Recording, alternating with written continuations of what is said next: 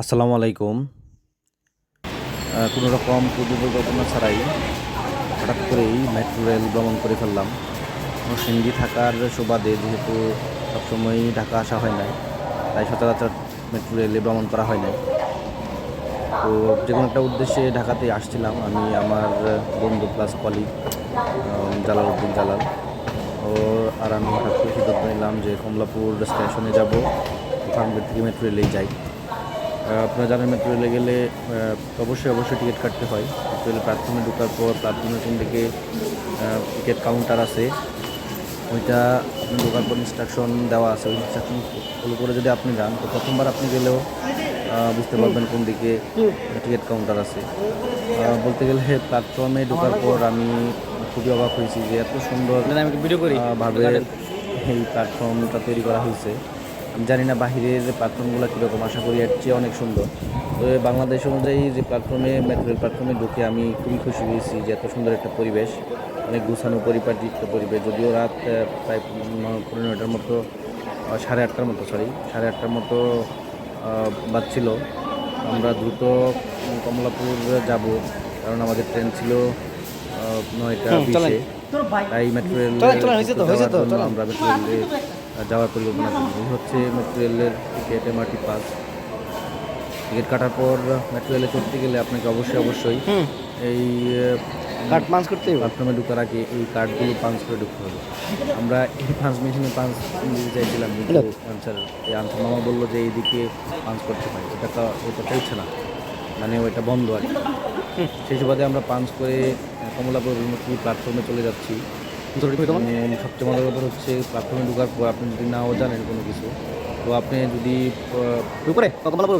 প্ল্যাটফর্মে ঢুকে প্ল্যাটফর্মের ইনস্ট্রাকশনগুলো ফলো করেন, তাইলেও আপনি আপনার নির্দিষ্ট গন্তব্যস্থলে চলে যেতে পারবেন। আমরা প্ল্যাটফর্মে প্ল্যাটফর্মে উঠতেছি।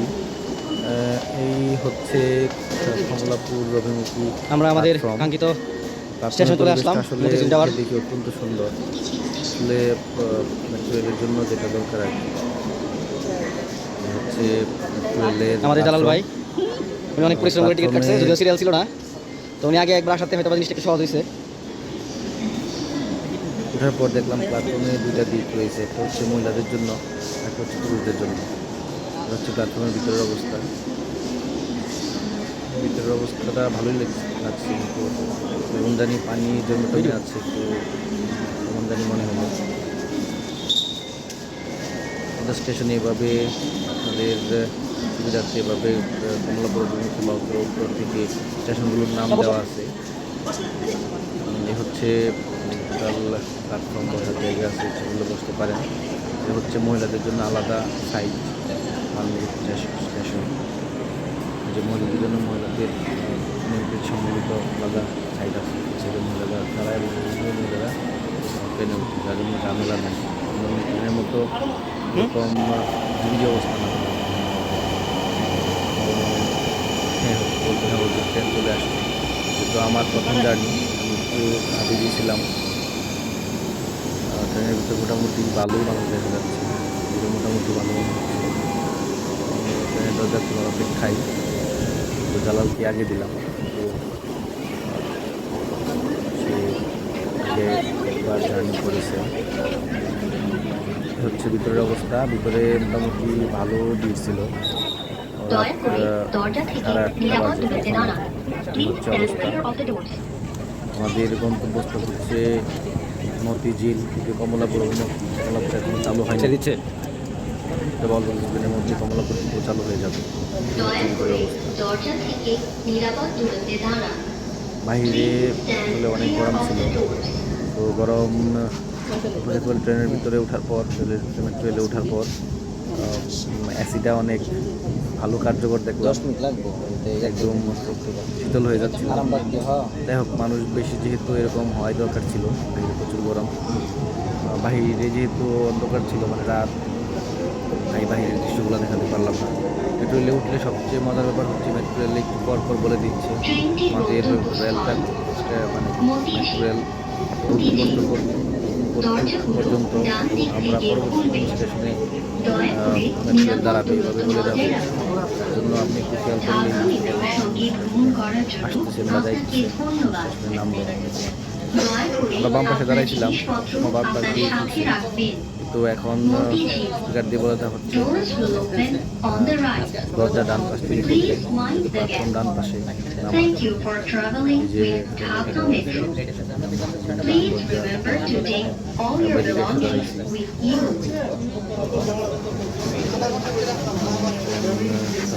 হ্যাঁ, আমরা মতিঝিল সেই মতিঝিল স্টেশনে নিয়ে গেলাম। কমলাপুর ডিপো এখন চালু হয় নাই। হচ্ছে মতিঝিল স্টেশন। উত্তর এখান থেকে আবার যাওয়ার জন্য ট্রেন বের করবে সময় দেখেন 8:52। সর্বোপরি এই সংক্ষিপ্ত মেট্রো রেল জার্নি আমার কাছে অত্যন্ত ভালো লেগেছে। আসলে বাহিরে তো মেট্রো রেল চলতে দেখতাম, আমরা মেট্রো রেলে উঠতে পারবো বাংলাদেশে কখনো ভাবিনি। বাংলাদেশ সরকারকে অত্যন্ত ধন্যবাদ। সফল প্রজেক্টগুলোর মধ্যে মেট্রো রেল প্রজেক্টটা ছিল খুবই, আমার কাছে মনে হলো খুবই সফল একটা প্রজেক্ট। যদি ঠিকঠাকভাবে চলে, আমরা যারা জনগণ আছি তারা যদি নিয়মকানুন পালন করে, তাহলে অবশ্যই সরকারের একটা সফল লাভজনক প্রজেক্টে দাঁড়াবে মেট্রো রেল। মেট্রো রেল স্টেশনে ওঠার পর যেভাবে কার্ড পাঞ্চ করে প্রাথমিক দেখতে হয়, প্রাথমিক থেকে বের হওয়ার সময় আবার কার্ড পাঞ্চ করে নির্দিষ্ট জায়গা আছে ওই দিয়ে কার্ড জমা দিয়ে দিতে হয়। যেই দিকে পাঞ্চ করা হয় এর ঠিক নিজ দিকে কার্ডটা রেখে দিতে হয়। আমরা লাইনে দাঁড়ায় কার্ড পাঞ্চ করতেছিলাম, তো আমাদের বের হওয়ার ছিল অন্য পাশে। আমি অন্য পাশে চলে গেলাম, আবার গিয়ে লাইনে দাঁড়ালাম। এখানে হচ্ছে কার্ড পাঞ্চ দিকে করা হয়, টিকিট বরাবর দিয়ে কার্ড টাকা দিয়ে ভিতরে ফেলে দিতে হয়। আর উল্টা পাল্টা একটা ব্যাপার আছে, উল্টা দিলে কার্ড নেবে না, পাঞ্চ হবে না। তাই কার্ড কোন দিকে বাউসার দিকে খেয়াল রাখতে হবে। খেলার বাইরে খুব এক্সপার্ট ছিল, সে খুব দ্রুত এই কাজটা করতে পেরেছে। যারা নতুন তারা একটু খেয়াল রাখবেন, সামনের লোকটা কীভাবে কী করতেছে তাহলে খুব দ্রুতই বুঝবেন। দালাল ভাই জমা দিয়ে চলে গেছে। আমি জমা দিতে গেলে একটু ঝামেলা হয়, কারণ আমার যেহেতু প্রথম আমি দেখলাম কোন সাইড দিয়ে নিচ্ছে, তো ভিডিও করে দেখাতে পারলাম না, পারতেছিলাম না, পিছনে অনেক বড় লাইন, ভিডিও করে দেখাতে পারলাম না। মোবাইলটা অন্যদিকে ছিল তাও বুঝতে পারিনি, তবে কোনো ব্লগার না। এভাবেই মূলত প্রথম জার্নি মেট্রো রেল জার্নি শেষ করলাম। প্ল্যাটফর্মের প্রত্যেকটি স্থানে নির্দেশনা দেওয়া আছে কোন দিক দিয়ে বের হতে হবে এবং কোন দিক দিয়ে, মানে যে কোনো অবস্থানে আপনি যাই করতে চান না কিন্তু ইনস্ট্রাকশন ফলো করলে আপনি সহজেই সব কিছু পারবেন। এভাবে আমাদের সংক্ষিপ্ত জার্নি শেষ হয়ে গেল। সবাই ভালো থাকবেন, ধন্যবাদ।